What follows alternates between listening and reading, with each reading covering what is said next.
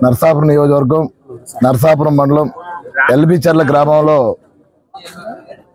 ఈరోజు క్యాంపెయిన్ చేస్తున్నాం. మేము తెలుగుదేశం పార్టీ ఇన్ఛార్జ్ అయినటువంటి పెద్దలు గౌరవనీయులు రామరాజు గారు, తెలుగుదేశం పార్టీ నాయకులు, అదేవిధంగా జనసేన పార్టీ నుంచి మేము బాబ్జీ గారు, రాకం చంద్రశేఖర్ గారు, ఎలీషా గారు, అంటే 2 పార్టీల నుంచి అదే బీజేపీ నాయకులు కూడా వచ్చారు.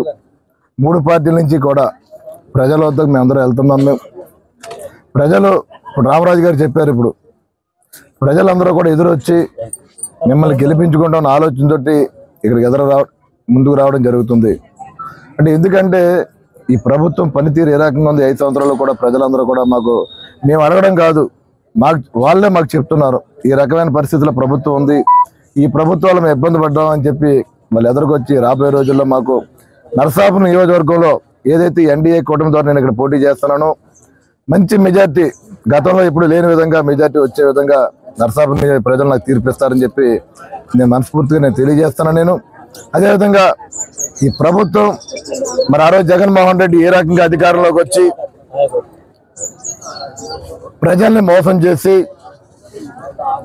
మరి ఆ రోజు అధికారంలో రావడం జరిగింది.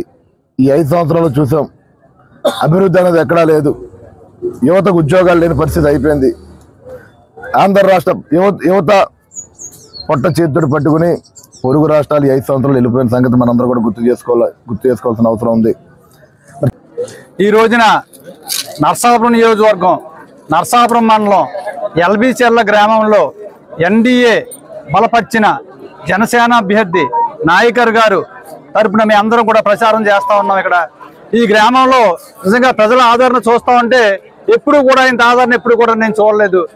తండోపదండాలుగా ప్రజలు ఎదురొచ్చి మేము ఈ నాయకర్ గారిని నెగ్గిస్తాం, జనసేన నెగ్గిస్తాం, ఎన్డీఏ అభ్యర్థుల్ని ఎవరినైతే ప్రకటిస్తున్నారో వాళ్ళందరినీ కూడా అత్యధిక మెజార్టీ నెగ్గిస్తామని చెప్పని ప్రజలందరూ కూడా మద్దతు తెలియజేస్తా ఉన్నారు. ఇక్కడ ఈ యొక్క ఉత్సాహం చూస్తూ ఉంటే రాబోయే రోజుల్లో ఇంతవరకు ఏ అభ్యర్థికి రానంత మెజార్టీ వస్తుందని చెప్పని నేను ఎంతో విశ్వాసంతో ఉన్నాను.